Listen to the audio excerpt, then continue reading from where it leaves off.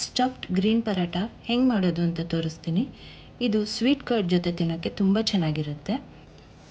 Mixie ಜಾರ್ನಲ್ಲಿ ಬೆಳ್ಳುಳ್ಳಿ, ಹಸಿಮೆಣಸಿನ್ಕಾಯಿ, ಶುಂಠಿ, ಜೀರಿಗೆ, ಉಪ್ಪು, ಜಾಸ್ತಿ ಕೊತ್ತಂಬರಿ ಸೊಪ್ಪು ಹಾಕಿ ನುಣ್ಣಗೆ ರುಬ್ಕೋಬೇಕು. ನೀರು ಹಾಕಿ ರುಬ್ಬೋದು.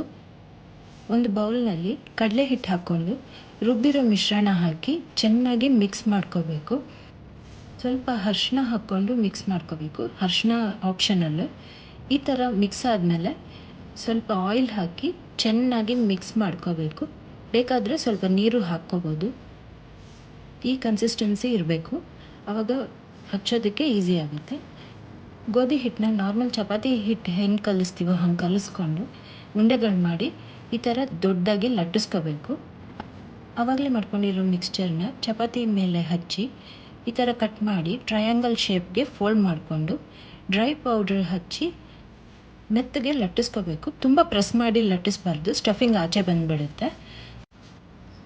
ಕಾದ ಹೆಂಚು ಮೇಲೆ ಹಾಕಿ 2 ಸೈಡ್ ತುಪ್ಪ ಹಾಕಿ ಚೆನ್ನಾಗಿ ಕ್ರಿಸ್ಪಿ ಆಗೋವರೆಗೂ ರೋಸ್ಟ್ ಮಾಡಿ ಸ್ವೀಟ್ ಕರ್ಡ್ ಜೊತೆ ಸರ್ವ್ ಮಾಡಿದ್ರೆ ಸ್ಟಫ್ಡ್ ಗ್ರೀನ್ ಪರಾಟ ರೆಡಿ.